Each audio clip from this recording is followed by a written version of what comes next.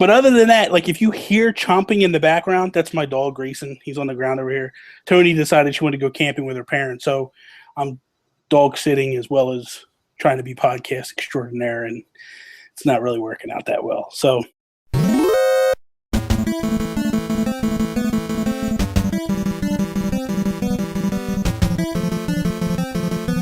what is up, everybody? Welcome to another edition of the Geek Cast.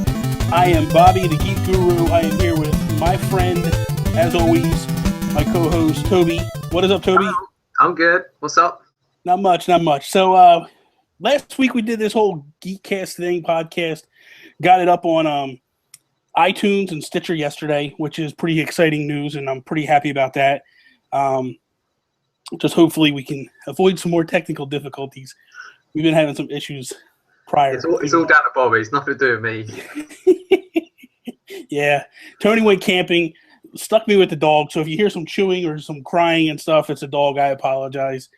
I don't know that this is going to be up to audio professional this week. But regardless, we're pretty excited to be doing this, doing these shows. We have some stuff lined up in the future, which I'm working out the details on a couple of things, which are pretty exciting. Next week, we will have Mark from the podcast, the Warp Whistle podcast. He will be on. Yeah, he's from the podcast, the Warp Whistle. He's our good friend from the Team Geek group. And then I'm trying to line up ALLAN after that. So we're going to keep mixing some Team Geek members in here, and we'll get some other guests as time goes on, but right now that's where we're heading. So a new segment we're going to start this week, and we're going to continue every week. It's called the Geek Out. We're going to start with Toby, but basically the Geek Out is, we're just going to talk about what we're geeking out about, what we're hyped about.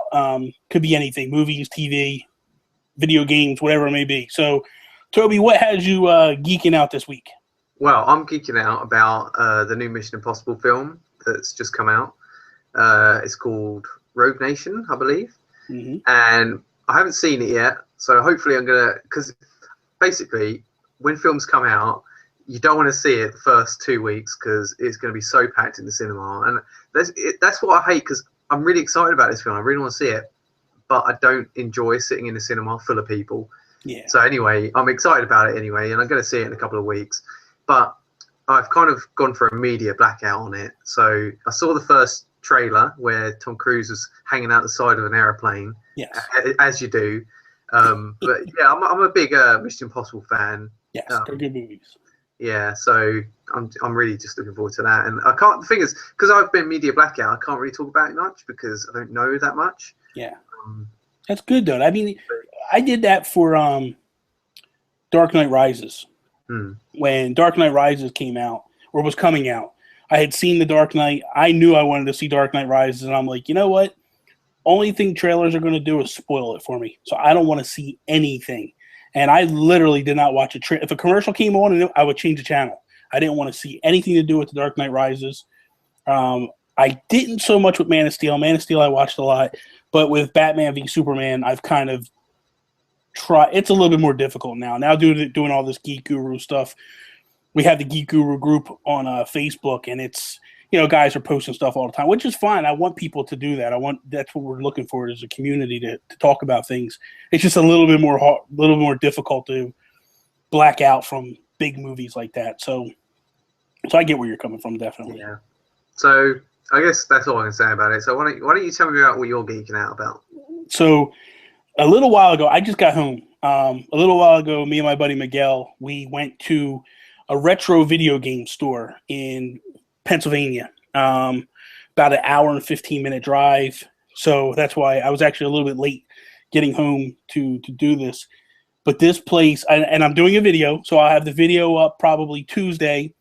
So you guys, which would be tomorrow if you're listening to this on Monday. It is amazing. So I will show you what I bought here, so the people that are watching the video cast can see it. Otherwise, I'm excited. YouTube channel. You're gonna like this. This is cool. This is the first thing I got. This is a Link. Is that a plushie? Yes. It's 8-bit plushie Link. It's thin. That's cool. But it is awesome. Like, I saw this and I was like, this store had all kinds of plushies. Did you get me one? No, I didn't get you one. I thought about it. I thought about it and I said, you know what, screw Toby. Because, well, the thing of it is the other thing I bought kind of tapped me out. But I have wanted this game for so long, and I was going to buy it numerous times on Etsy and eBay, and I always backed out because I was always nervous. I always kind of wanted to see it. But I don't know if you can see that or not. Mother 3. Yes. So it's the English translation, the ROM hack that was made on the internet. They translated it. It's a Game Boy Advance game. Hang on, so you got that in a shop? In a shop. Walked right in the store, had it in the store. Damn. And I was like, he had the Japanese version too. And I was going to buy that, but I can only buy one or the other. So the next time I go back, if they have it, I'm buying the Japanese version. It's a shame they didn't make any box art. I know. Well, you know what, though? On the Japanese one, there's no box art either. Really? It's basically this. The only difference between this one and the Japanese one was there was a silhouette of, right, I guess, Lucas, his dad, and his mom, and maybe his brother. But that was it. Otherwise, this was it. This was the way it looked. So, I don't know. I'm pretty amped up. I got a regular DS that plays Game Boy Advance games. So I have the hookup. I'm good to go. Is it a DS Lite or a DS Fat? It's a DS Lite. Yeah, DS Lite, yeah. I played it has a little switch you could pull off, or the little compartment you pull off. Yeah, I played a Link to the Past on them. Yeah, I'm excited because I've wanted that game for so long, and I kept putting off, and now I can kind of not have to put off no more. I'm good to go. So that's it. Let's move into what we're playing. We won't go as crazy as we did last week because last week was our first episode and we had a lot. We're probably going to be rehashing on a lot of this stuff because I don't think a lot has changed. Yeah, pretty much nothing has changed. Yeah, in the last week. The only thing, I mean, for me personally, I'm playing Minecraft. I did pick up Animal Crossing a little bit this week. I started playing New Leaf again, so I'm good with, I'm starting to play some New Leaf and getting back into that. But what about you, Toby? Anything changed up? Well, not really. I mean, earlier on today, Karina and I played a bit more Lego Jurassic World. So we're getting into that now. When we started, we'd done like 1.9%, and now we're on 6-point-something%. So okay, a little bit more. But let me keep talking with that. With that, is that because that's the vibe I got when I watched it. They're kind of going through all the movies, correct? Yeah. It's got all 4 movies. Yeah, it's not just Jurassic World. It's all the movies. Yeah. Okay. So, and at the moment we're just playing. We're going to play through them in order. So we're playing through like the first film at the moment, and it's really good. Although there was a point where it's a bit spoilery if you're looking forward to the videos. But anyway, there's a point where Dennis Nedry character, he tries stealing the embryos, and yes, he ends up driving in the rain and then crashes down a hill. And what are you up to, Bobby? I don't even want to tell you. Oh my god! Don't worry about me. Just so distracting and trying not to look at you. I was trying to take my socks off, man. Oh, that's too funny. Oh, okay. Go ahead. So my apologies. Go ahead. So the Dennis Nedry character, in the film, he drives down the hill and he ends up confronting that spitting dinosaur.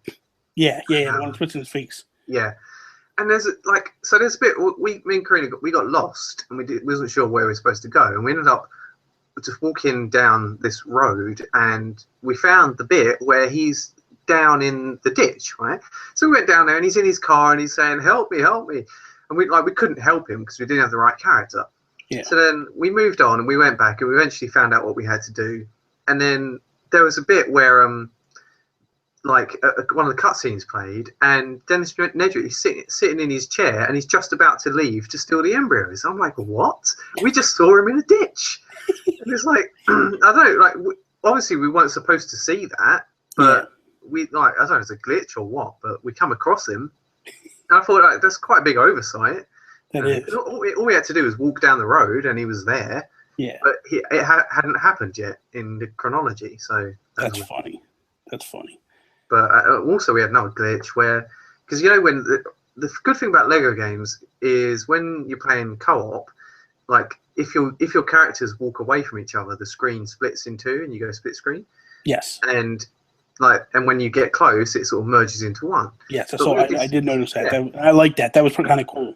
It is really cool, but we had this glitch where no matter how close you got, it wouldn't merge, and the camera was like, because sometimes it's not always like horizontal or vertical and horizontal, but it was like it was going all over the place like that, and it was like make you feel really sick, and it was like spiraling around, and I'm like, oh my god.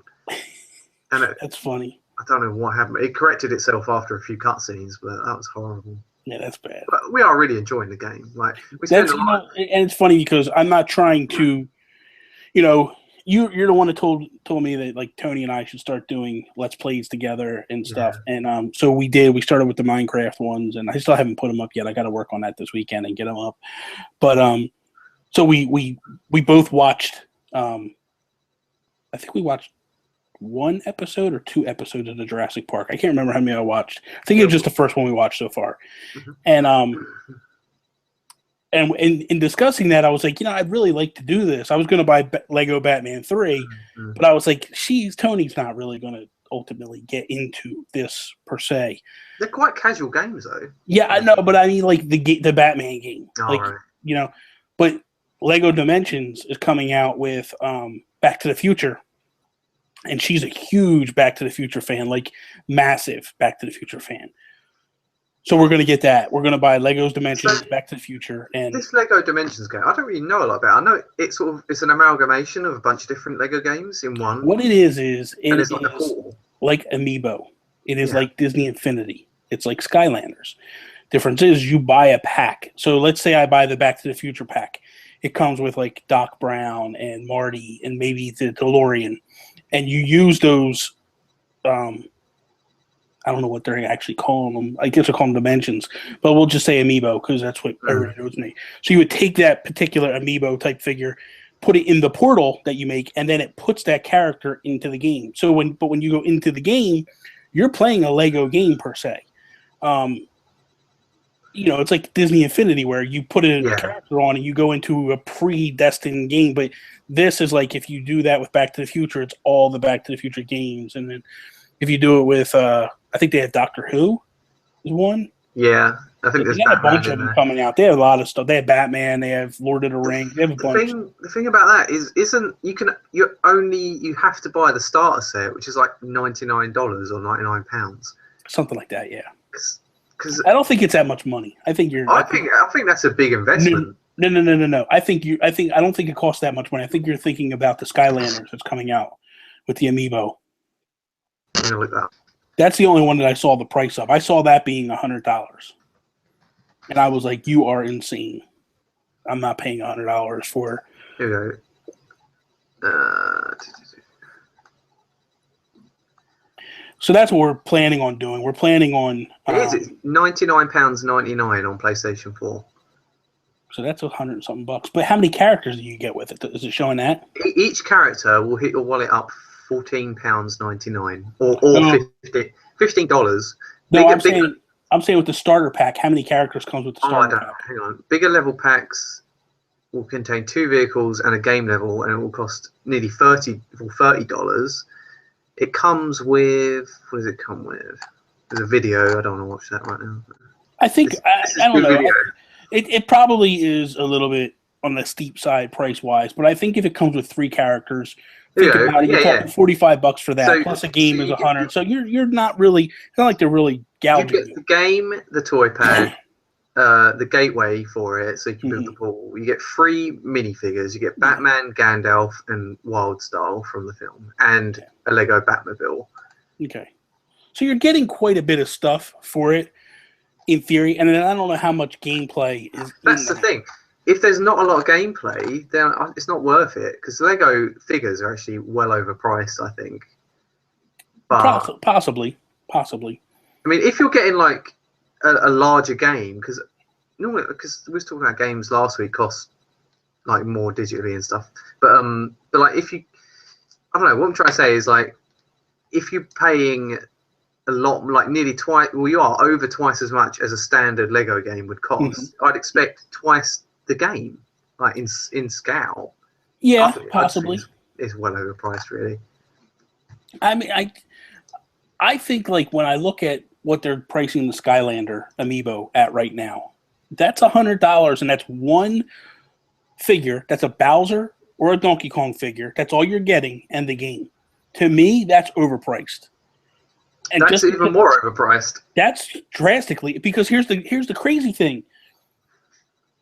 The starter packs, they have a Wii U, which I don't know which character comes with which, but like we're just going to use hypotheticals.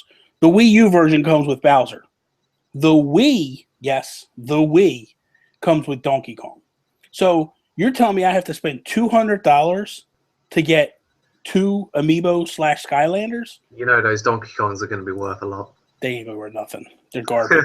I'm not even. They are garbage, but that's the first amiibo that I've looked at and said, it's not really an amiibo, though, is it?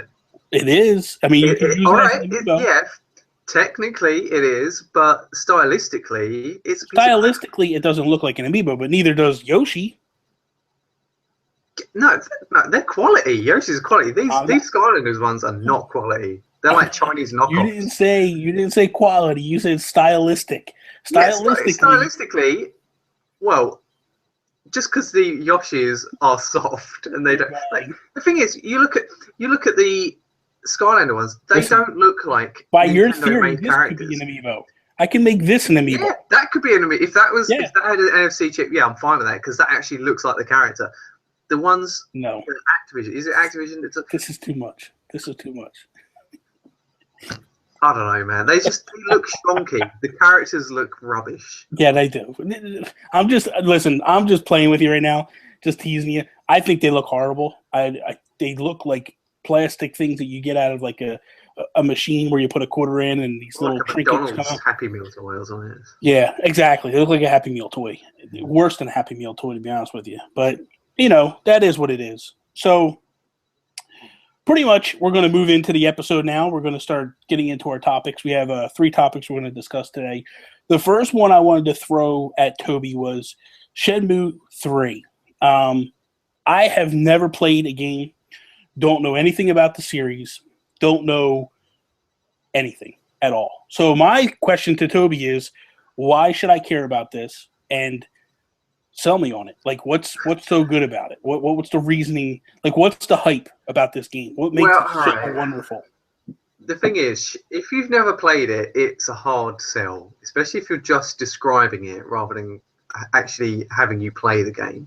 Because if I tell you what the game's about, you're probably going to laugh because essentially you're this dude, right, whose father is murdered over a ancient mirror. Right, this guy comes to your home, kills your dad in front of you in his dojo, and steals a mirror that's hidden in the garden. Like, that's what the story's all about. And you want revenge on this guy that killed your dad. Okay. So you set out on a righteous journey to find this man and kill him. And you've got literally nothing to go on other than the fact that the guys drove away in a black car. So in the first game, you spend all your time wandering around your little town, asking people if they saw anything, getting information, and it's kind of like a murder mystery, and you sort of uncover the story as you play, and it's kind of like a semi-open world game, and it's all based on real time. You've got a watch, and everyone's like going about their daily lives, and you've got like people at home that worry about you. You've got money. You just basically you go out. This like you even get like little realistic things like the little gotcha machines that you just put the money in, you turn the handle on, like you're saying about the Donkey Kong toy. So it's in a way it's really bizarre, the stuff that happens around the story, like all of the side stuff that doesn't really mean anything. It's just superfluous, but it's there, and it creates the what's it called, the atmosphere of the game, like the vibe of the game. And that's what's special about Shenmue, is the vibe. The story's good.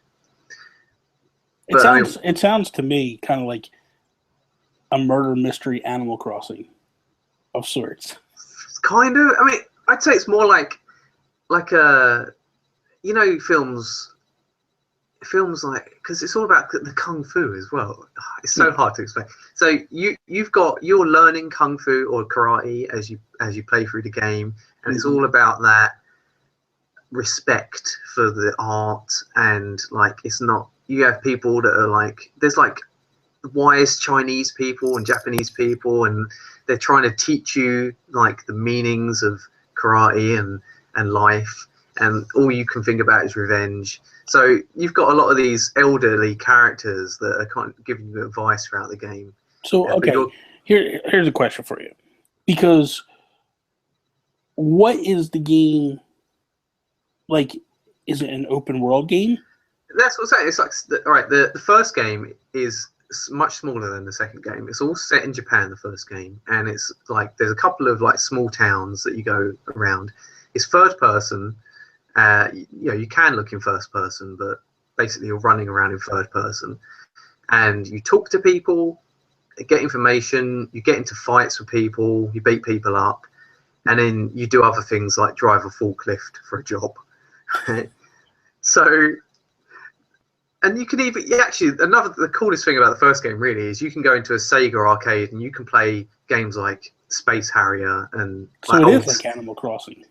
Pretty much. It's a lot like Animal Crossing. Respect, yeah. Animal Crossing is a lot like Shenmue, because Shenmue came first. I don't think so. Whatever. Which one lasted the test? Which one needs to get kickstarted to make a sequel? Nobody's crying out like people were for Shenmue 3. And because you get a new Animal Crossing every couple of years. The second Shenmue game is set in China, in Hong Kong, and that's massive open world compared to the first game. Like, it's kind of like each little area is separated into like little streets that you go down, and basically it's the same sort of style of game. You're wandering around, talking to people, beating people up, getting information, moving the story forward, and like, but like I say, like, it's not really about the story. It's about the stuff around the story and the characters you meet and the stuff you get up to. Like, because like I say, like it's sort of real time, so you have to meet somebody at a certain time, so you've got time to kill. So what you can do, you can waste time by staring at your watch and just waiting, or you can go and gamble. Right, there's pachinko machines. Okay, so and I'm going back to Animal Crossing because it's very similar in the way the game's constructed. So hypothetically, if I'm supposed to meet a guy at 9 o'clock in the game, that's actually 9 o'clock in real life too. No, it's not quite 1-to-1. It's a long time, but like the time is constantly flowing. So okay. So it's sort of a lot faster. It's still sped up a little bit. Yeah. Okay. And if you miss it by a few minutes, that scene, then you have to come back the next day. You have to go home and sleep, and get in a bed. Okay. So you got to wait for, in theory, 24 hours game time wise. Yeah, and there's a lot of stuff that you can miss, like, because everything is happening in at the time it's supposed to happen, and if you're not there in that time and place, then you can miss loads of stuff. So, and you go around, you got a little journal, like a little notepad. So every time you get a bit of information, Rio writes it in his notepad. And if you miss something, then it will just skip a page. So you can go back through your notepad and there'll be loads of blank pages. And it's like, wow, it's like, I've missed loads of stuff. So you're going to try to go back and figure out what you missed. Well, you can't go back. That's the thing, because the time has passed. So if you learn something that's like further on, then that's it. Like, you can't really go back and find out other information because you've already pushed the story forward. Oh, wow. So, I mean, obviously there's key things that you have to do. Yeah. But there's like, a lot of it is just speaking to the right person. So, because you might go into a shop and say, do you know anything about certain sailor that you're looking for? And this person might go, oh yeah, I think they hang around at the park at this time. So then you'll go ding, and then in your notepad, you get that information. Oh, wow. But you can talk to somebody else and they'll go, oh yeah, I know this guy. Like, I'll take you straight to him right now. And then like, you just follow them. So there's a lot of stuff like that. And there's another thing that Shenmue pioneered was QuickTime events. Okay. So like the little videos or whatever. like, so you're watching a cutscene, and then a button will flash up on screen. Yeah, like, you have to press A, and then like you'll do something. So sort of interactive cutscenes, and that was like, because the way it does it is like it flashes up on screen really quick, and it's like, and you start panicking because you've got to press the button. And if you press it wrong, it goes, and then like something bad happens, and it's like it really keeps you on edge, especially in like the fight cutscenes where you need a lot of like quick reactions and stuff. So it sounds to me that the reason why this game is so beloved is more or less because a lot of stuff that we're into today, it pioneered a lot of that. Yeah, I mean, it was open world before GTA was open world. Yeah. Like, every shop, you can go in a bunch of different shops that don't mean anything. You go into a little restaurant, and every shop is different. Like, there's cups on the table, there's different people there, different decoration. And, like, a lot of the time, it's pointless. You don't need to go in there, but it's all there. That sounds cool. I mean, that's partly why it was one of the most expensive games ever made at the time. It was like, how much did it retail for? It was the standard retail price, but I think they lost money, which is why they didn't make a third one. Because they had to buy, they paid so much out to make it. I think the first one, cost about $68 million to make the first game. And that you're talking back the 90s. Exactly. So that was like unheard of back then. Now, I want to make sure that my memory, because I'm kind of old and I can't remember everything perfectly. But didn't Shenmue, weren't they initially, when they were talking about it, supposed to have like 8 or 9 sequels? Like, that he had the storyline written for. So he's got this massive story thought out in his head, and the first game is just like 1 chapter of the story, and then the second game is like 2 or 3 chapters. But it's got like the whole story has got 14 or 16 chapters to it. So then that makes sense why people are rabid for this too, because you've invested time in it and you want to see how the game ends, or the story ends. Exactly, because in the first game, it's all in Japan. You're chasing after Landy, which is the evil villain, and then you're just catching up to him when he leaves for China, and then you get a ticket, you get on a boat, and you leave for China. And that's where the first game ends. And then the second game is like you landing in Hong Kong on the boat. You go through that. You eventually sort of catch up with him again, and you beat some of your henchmen up and that. And you end up meeting this woman in like a foresty sort of village area. It's all like mysterious, and there's like a sword at the end and another mirror. And it's like it's sort of, the story is right on the cusp of getting really interesting, but then it just ends. And everyone's like, what's going to happen the rest of this story? And like, we've been waiting a long time to find out what happens. So. That makes sense. I can understand that. Because, like I said, I never played the game, so I didn't understand why it was like this huge ordeal at E3 and why people like spazzed out. And when you explain it like that, like it would make sense. Like if I had a game that I really thoroughly enjoyed and then all of a sudden it kind of like disappeared on me, how would I feel? Imagine, like, have you ever played any Final Fantasy games? Have you played, like, Final Fantasy VII before? Yes. So imagine getting 2/3 of the way or 3/4 of the way through that just before you fight Sephiroth. And then that's it. They cut it off. And then you're waiting for that final bit of the game for, like, 10 years. Yeah, like, that'd be brutal. That would be brutal. And that makes sense. I get it now. So, yeah. And I think the thing that's a little disheartening to someone that never played it before is like I could almost never play those games because one was on the Dreamcast, the other one was on Xbox, right? Yeah, it was on Dreamcast first, and then they ported it to Xbox, the original Xbox. Yeah. So for me, I look at it and I go, man, this game would never. I don't think that I'd ever be able to play it. So, which I would still jump in at 3 because I understand that he wants to do like a book per se or like a story. I think they're going to do. I assume they were going to do like some sort of video, like catch up, like previously on Shenmue, and then show the story sort of as it happened. And that would be cool because at least that would catch someone like me up, and then I could join in with you guys and kind of enjoy it, and know where we're going with everything. So. Yeah. I don't know that you've sold me 100%, but I think I would be willing to try it. So maybe that's the thing. Like, yeah, you'd have to. Maybe you should try and watch some videos or something of it. Like, I don't know.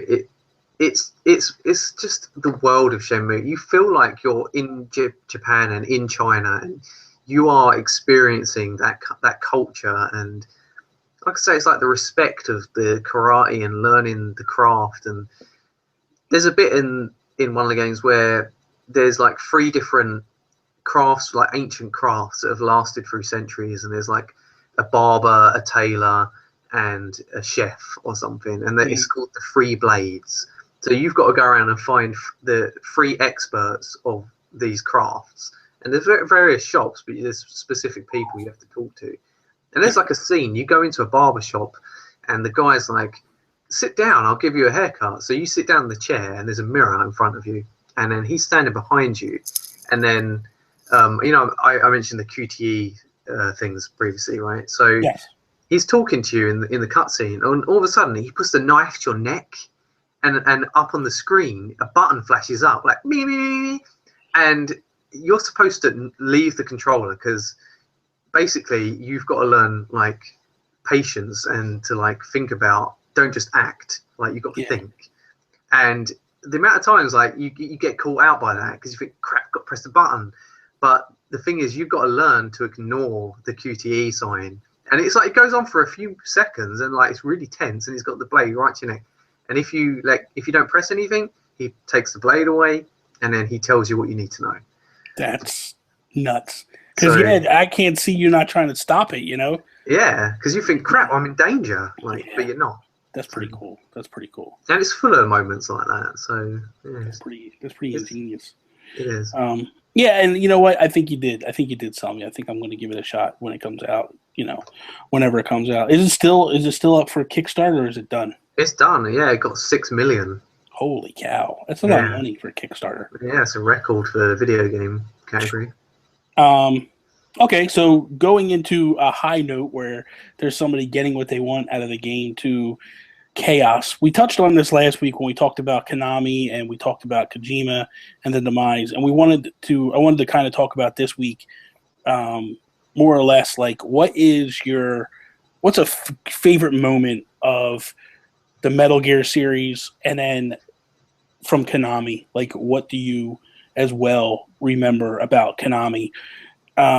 Followed up basically kind of a 3-part question, more or less going into why do you feel like we have this demise that took place, and how a company goes from like can do no wrong, printing money, to now they're selling off assets and they're just completely falling apart. So we'll start with you. What's your, we'll go with Metal Gear first. What's your favorite Metal Gear moment in the series? Right. Well, pretty much all of Metal Gear Solid on the PlayStation 1. That whole game is just full of great moments. Yes. And it's got the best story. It's got the best boss fights. It's not, because like the games after that just get really complicated and long-winded and entwined, and it's kind of hard to follow. And the first game is like the perfect balance of a cool, unique story, but the gameplay is also like really interesting to match. Yeah. So I mean, obviously a standout boss battle is the Psycho Mantis one, where he can read your memory card. That was awesome. That was awesome. I sense that you've been playing this game or this other game, and you have to take your controller out and put it into the second controller port. Yeah. He can't read your mind. And it's like, that's so ingenious. Like nobody would have thought about doing something. Because it's kind of like they're breaking the fourth wall. Yeah. They're basically like, they're it's almost like you are Snake, Yeah. I mean, technically you are because you're controlling it, but it's almost like you personally are Snake. There's another bit where you're talking to a guy and he's like, oh, you can contact Meryl on this codec number. And then he's like, oh, crap, I can't remember what it is. And he's like, you'll find it on the back of the jewel case. And then he doesn't say anything else. And you're like, what? Like, what jewel case? And basically he's telling you to look on the back of the PlayStation 1 box. Yeah. And in a screenshot is the code that you can call Meryl on. And that's like, again, breaking the fourth wall. And it's like, yeah, it's stuff like that just made that game like really, really. It's a special game. Amazing. Really Absolutely. For me, it's going back even further to Metal Gear on the NES. I remember being a kid in high school, and my two cousins, and my best friend, we all had NESs. We loved Nintendo. We loved it all, and I collected comic books. So me and my best friend collected comics. My two cousins didn't. And there was an advertisement where on the back of the cover of the back of the comic was all these cool like weapons, like a bazooka and like a machine gun and an Uzi and a knife and all these different, like a flak jacket, and it just said Metal Gear with it wasn't even Konami, it said Ultra at the time. And because at the time, back in the NES days, Nintendo was trying to control the garbage that hit the Nintendo. Like, they were basically, you were only allowed as a third-party developer allowed to publish 3 games a year. Konami was publishing some great games back then, so they needed. Oh shoot! Hold on a second, Toby. Yeah. Dude, this is a little weird. Okay. Yeah. Can I change my Geek Out? Yeah, sure. We can tack it on as an extra. Is that the page I sent you? Yes. Oh my god, dude. The doorbell rang, and it was the post office. And I said, oh, because I saw her coming, and I said, yeah. Are you serious right now? That's mental. Like, no. Are you serious right now? What? From the mighty T. Thornton? Yeah, that's me. The mighty? Yeah, I'm mighty boy. Oh Lord. Okay, so where was I? You got one up me next time you send me something. You got. Oh, I'm good. Don't worry about that. Yeah. You're in trouble now. Okay, so back to what I was saying. So we saw these covers with all these different weapons, and we, again with the Ultra, we didn't know who Ultra was. We didn't know that Ultra was Konami. We just saw Ultra, and we were like, this game looks cool. It kind of looks like a Konami game, but we couldn't really tell. We had played a lot of Konami games at that time growing up, and the problem was Nintendo was trying to control how many games these manufacturers were putting out, mainly because that's why Atari collapsed.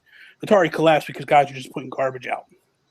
So Nintendo was basically like, you're only putting 5 games a year. That's it. So what Konami did was they created a shell company, Ultra, that basically was to circumvent the 5 games. So that's cool, right? Because they're not. All right, people might have known about that, but they were like, because a lot of companies rely on their name for the quality of their product. But Ultra, like, nobody knew who that was, so they're just relying on the actual quality of their games at that point. Absolutely. And for us, we started playing. Now, I don't know how much of the story I can really tell because we get, we're trying to go for a kid-friendly rating on the show. But back when I was a kid, if you ran into problems, there was no internet. There was no way to figure stuff out. We used to call a phone number, like a 900 number, and it was the Nintendo tip line. So we would actually call Nintendo and speak to somebody. You would call in, and let's say that I was calling for like the top games at the time. It would say, if you're calling for Super Mario Brothers 3, click 1. If you're calling for The Legend of Zelda 2, click 2. If you're calling for blah, blah, blah, blah, click 3. And it would go through. And then if it wasn't on that number, like if it wasn't one of those numbers, you just said, if it's a different game, click this number. So we would always wind up whatever. We'd click whatever number they was telling us to do. And then you'd have to ask questions. Well, the frustrating thing is they wouldn't really give you all the answers. They would give you hints and just enough to maybe help push it around the corner and get you going.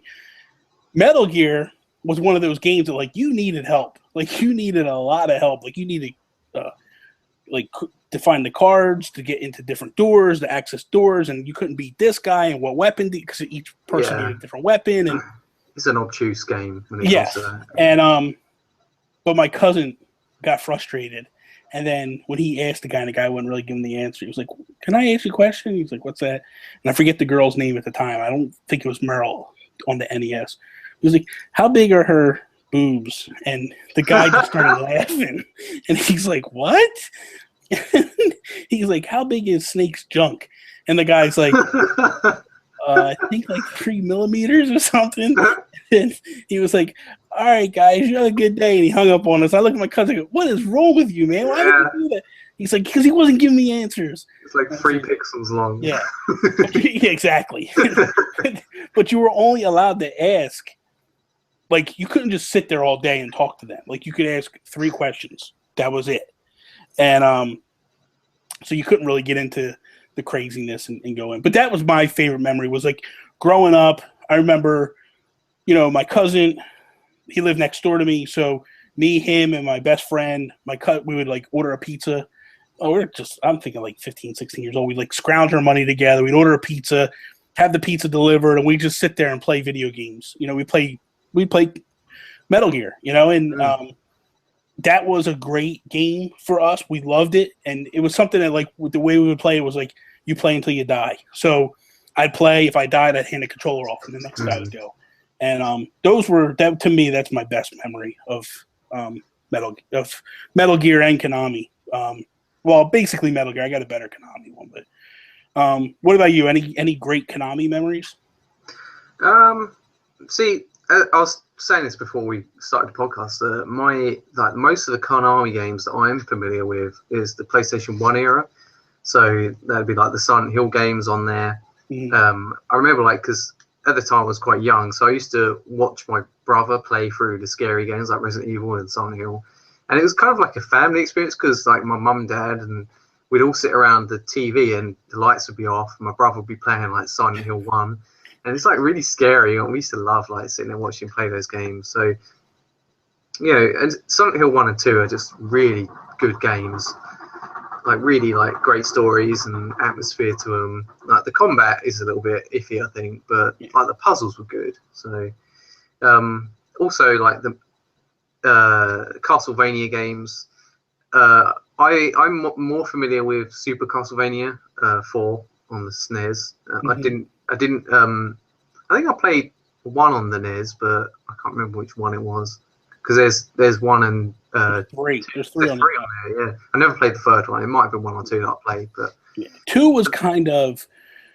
I remember 2 coming out around the time that Zelda 2 came out, and the thing about that was Zelda 2 was such a drastic turn from Zelda 1. Castlevania 2 was kind of a drastic turn from Castlevania 1. Mm. So it was still similar in the fact that it was still side-scrolling and all that, but the difference was like it was more of an adventure role-playing game than, and it was more similar to Zelda 2. The look looked like Castlevania, but the tasks and the jobs and the goals and stuff were different. And honestly, that's the only Castlevania game that I have ever beaten, was Castlevania 2. I just didn't always get into the other ones as much. And I was never really a huge fan of Castlevania growing up. I don't know what. So even like Bloodstain's coming, I'm not even going to get it. It's just not one of those games that I've like felt that I have to have. Like if I got it, I got it. And a lot of times it was always one of those games that I would get at the end of the system's life cycle that like I wanted a good game and I knew it had good graphics and let me give it a shot and see if and I'd always be like, this isn't me. So, I think the old ones did feel a bit stiff, like, because you could only like throw your whip in certain directions. I mean, in Castlevania on the SNES, like there was like eight directions, plus you could just swing it around like on the spot, and it just like it ragdoll everywhere. So that was kind of cool. But now I think that when you hit Castlevania on the PlayStation 1, that's when it got more into the adventuring in terms of like Metroid, and that's where they coined the Metroidvania. That's where that comes from. Is that particular game is when they started to do that, like backtracking and building up weapons, and you get this weapon, and it can now let you get into other areas of the game that you weren't allowed to before.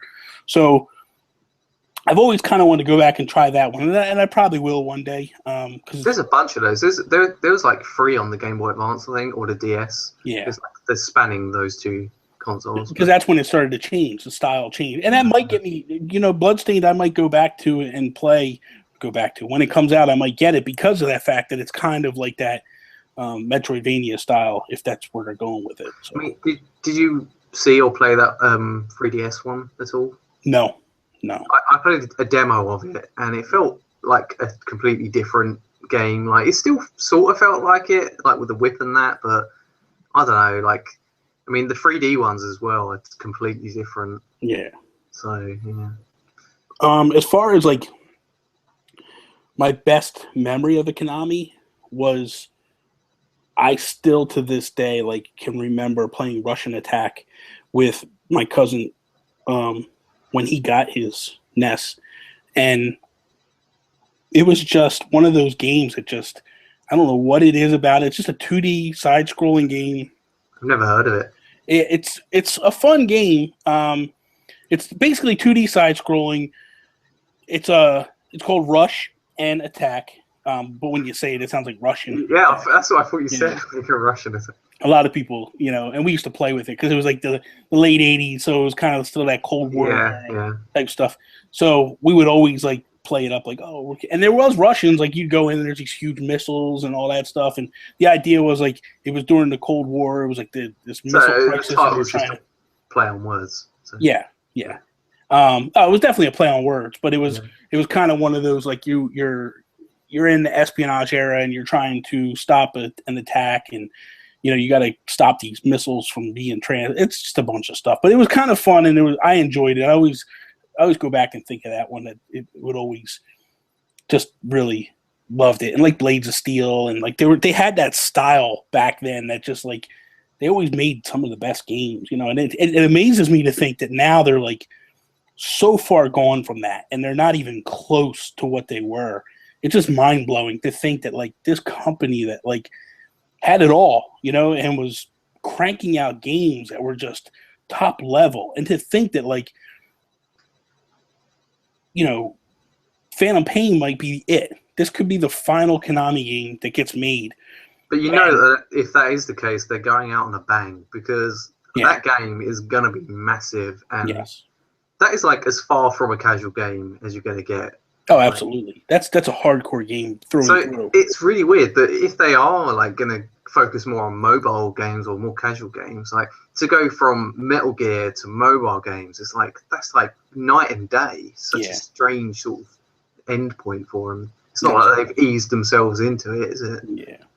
No, I agree. I think it has me befuddled a little bit because I sit there and I think about it and I go, part of me is like, I don't want you to make games anymore because you're just not your finger's not even on the pulse anymore of what fans really want, because if you're basically walking from Kojima, and you're basically like, this is it, then you don't get, this is what we want. We want a game once every 5 years that's just like a knockdown, drag out, beautiful game. When you're making him put these, mini games out in between releases because you need money to come in or whatever, like make a Castlevania game to do that. Make something else to do that, to hold you over until the big game's done. Like that's what that's what these companies don't get. Like Grand Theft Auto does it right. Like they put out one game every 5-6 years, whatever it may be. They take their time, they do it right. And when that game comes out, it's like a huge ordeal. The games like Assassin's Creed, where it's every single year and there's small iterations on it and small changes, it just doesn't feel the same. And that's where I think they're making a mistake. I mean, because I don't, like, a new Assassin's Creed is unveiled every year. It's just like the Call of Duty games, and it's like, I don't care about that. Like, if I want to play it, like, there might be a good one in a few years or whatever. I'm not really interested in it. But like you say, like the graphical games, it's like an occasion when something big like that comes out. It's rare and it's good quality. So yes, agreed. Okay, so that's pretty much. I mean, you have anything else to say on that topic, or are you good? No, I'm good. Okay, so far we're going to wrap this up. We got one final topic that we want to discuss, and that is the NX. The end of right after the day after we did our show, we stumbled upon some information Toby did, and I'll let Toby explain exactly what that information was. Yeah, it's kind of it's not really information. It's more speculation / rumor sort of thing. So this what website? It was DigiCapital, right? So this guy on here is basically, he's got a whole like idea and prophecy of what he thinks the NX is going to turn into, and he thinks it's basically going to be like a AR / VR type console, very similar to Microsoft HoloLens. So they're going to basically go all in on that front, and they're going to do it right. Apparently, this is what this guy thinks. But it's strange that he's so confident about this, because it conflicts so directly with what Nintendo have been saying. Like Miyamoto saying that VR isn't fun, it's not social, the games aren't really there, like the technology isn't there. But he's saying that, I mean, I can kind of see his opinion on that. Like, maybe they think the technology isn't there or it's not fun. Maybe they're saying that because they can make it fun. And I think that's where this guy's leaning from reading that article. Was he was basically saying, like, well, nobody else can make it fun, but Nintendo is the company that can make it fun. And exactly, I mean, that's what they're going to do, because they're the ones that can make it what everybody wants it to be. It's like motion controls. Like Nintendo sort of nailed down motion controls. Everyone else copied them. I mean, admittedly, Sony did it better for a little bit, but then they had Motion Plus, which was more one-to-one. Yeah. So, like, they were like, all right, we're going to do it. We're going to do it properly. So maybe that's what he's thinking. So, but and I don't want people to believe that that's what you and I believe is going to happen. No. We're talking about what we basically we're going to follow a chain of events that took place last week or earlier this week between me and Toby.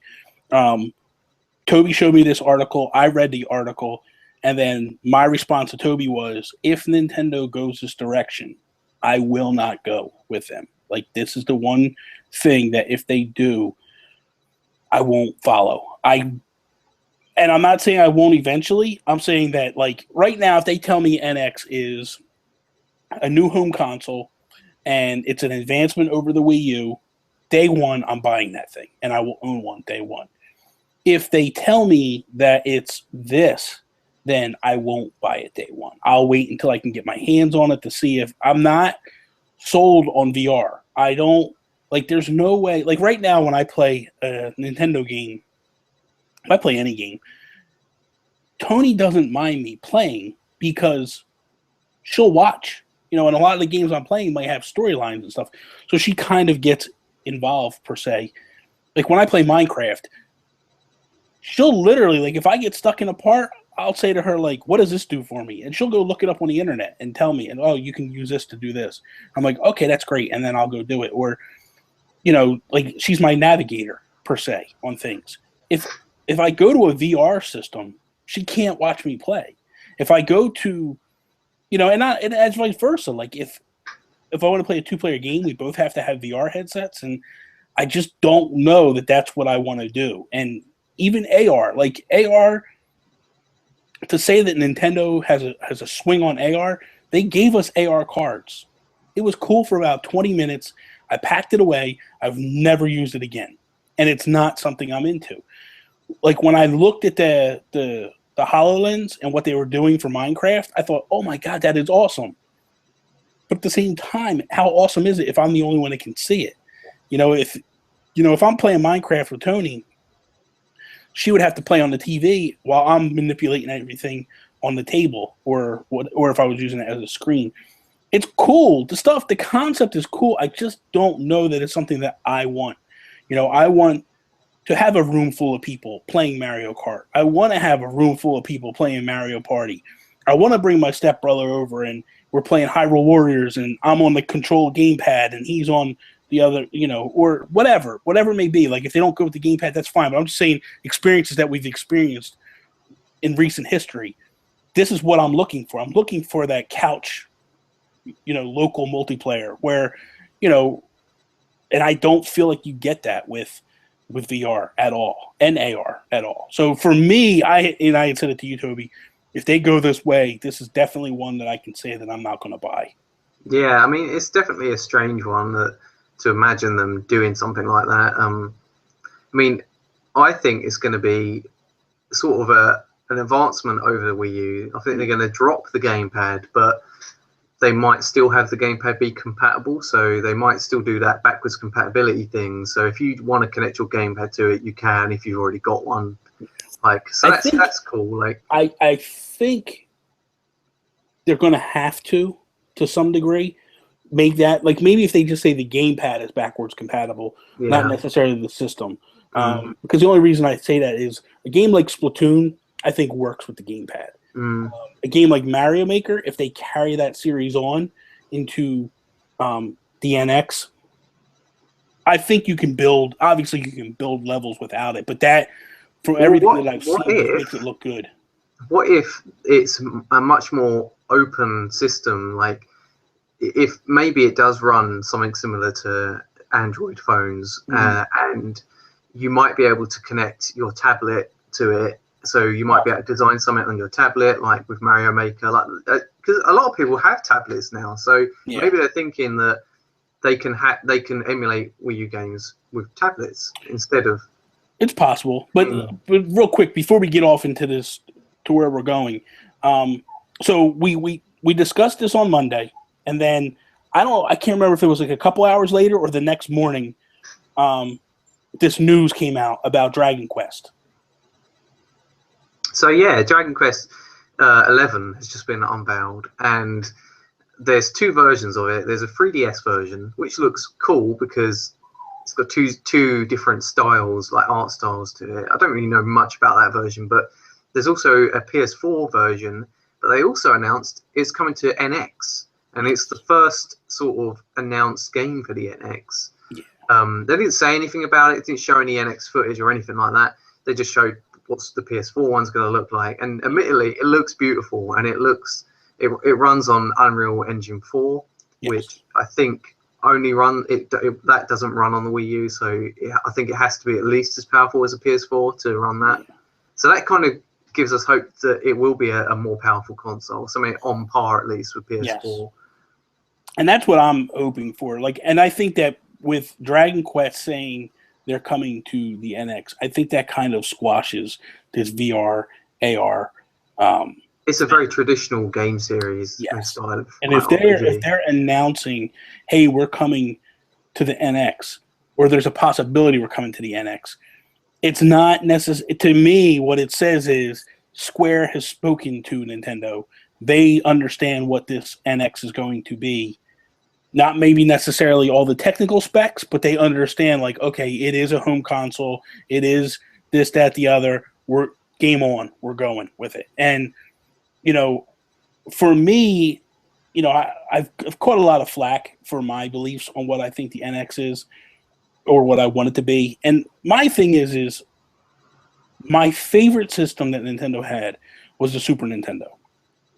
I feel like that was the system that Nintendo was clicking on all cylinders, and they were just killing it. Everything they put out was just soup to nuts, the best. I mean, I think that I wouldn't mind seeing Nintendo games on PlayStation, but as long as they retain the same quality and the same magic, like that Nintendo magic, because Nintendo games are different, like on a different level. Like, there's something about a Nintendo game, you play it and you know it's a Nintendo game. Yes. Like, I don't know, it's indescribable really, but if they could keep that and still like have the same ingenuity and the same like unique ideas that they have, then I don't think I'd be too like upset about it. Obviously, it'd be a sad day. That I think the thing for me is this with Nintendo, and I think this is part of Nintendo's problem.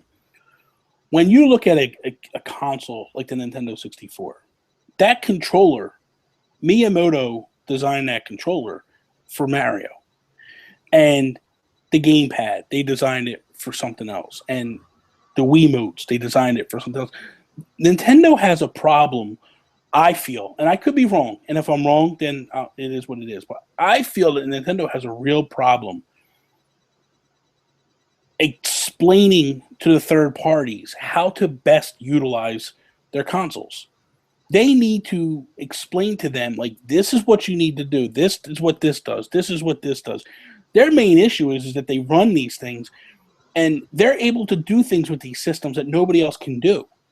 But it's like they keep all that stuff secret, and they don't explain how do you take a game like Assassin's Creed that's 20, 30 gigs of memory when a game that's Mario Kart, which looks better than Assassin's Creed, is running smoother, 60 frames per second, all this nonsense. And by the way, it's only 5 gigs. Yeah. Like, how are you not translating that to your third parties? You want them to create the best game for your console. So I don't understand. So that's where I have a fear of, if they do go to Sony, they lose that edge of what the consoles can actually do and manufacture. And that's why I like them being on their own console, because they know how to make the most out of their systems and push it to the limit, to do the most with it. So that's my only fear with them going to another company, is would it be, like you're saying, you want the quality to be the same, and my thing is would it be the same? I don't know that it would be the same. I think it would definitely suffer. So yeah, exactly. So okay, so we kind of really straight off the NX thing. So so we don't feel, to answer the question, we don't feel it's VR, we don't feel it's AR at all. I think we both kind of feel like they're going to kind of push a little bit towards the PS4, Xbox One.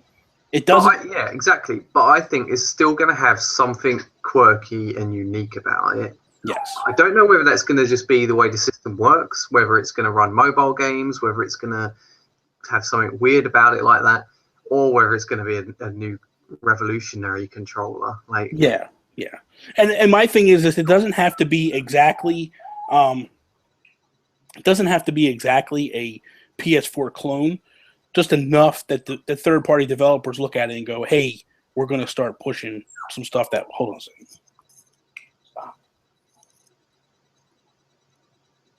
It doesn't need to be a PS4 clone or anything like that. It's just enough that third-party developers will now look at it and go, okay, we're going to start porting stuff over to you. And I don't necessarily have to. I'm not a huge third-party person where like, oh, I got to have this, that.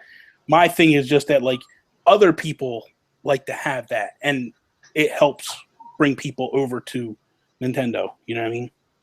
Yeah, exactly. So that is all. Thank you guys for listening in. I hope you guys enjoyed this episode.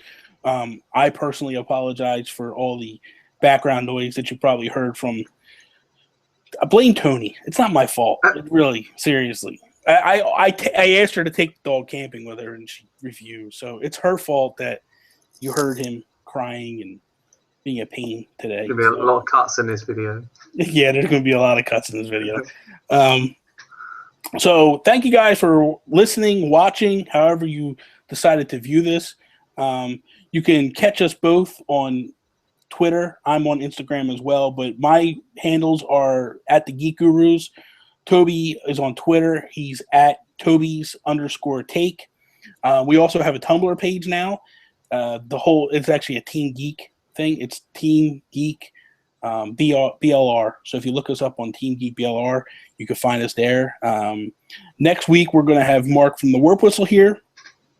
That'll be very awesome. I think it's going to be a lot of fun. Yeah, I'm looking forward to it. Yeah, and then I'm working on something. I'm not going to say anything. I'm working on something, and then we'll figure out where that's going to fit in, whether it be the week after or the week after that. But in between there somewhere, I'm going to have Alan from Full Fat Gaming on as well. So, you have anything to add today, Toby? No. Well, if you want to follow my co-op gaming channel on YouTube, search for Married Couple Playing Games. Also, we've got a Twitter at married_gamers. It's just basically a gaming channel where I play games with my wife. Yes, and you're also on Twitch, correct? Yeah. Is it? I think it's Captain_Paintbrush or Mr_Paintbrush. No, it's Captain_Paintbrush. That's right. Yeah, I get confused because Captain_Paintbrush. So that is all. Thank you guys for watching. I'm about to dive into this box here because I need to see I know what's in here. I just can't wait. So I'm sitting here patiently the whole time. And so thank you guys I'll do an unboxing, I guess. Thank you guys for watching. See you guys next week. Peace, mother. Bye.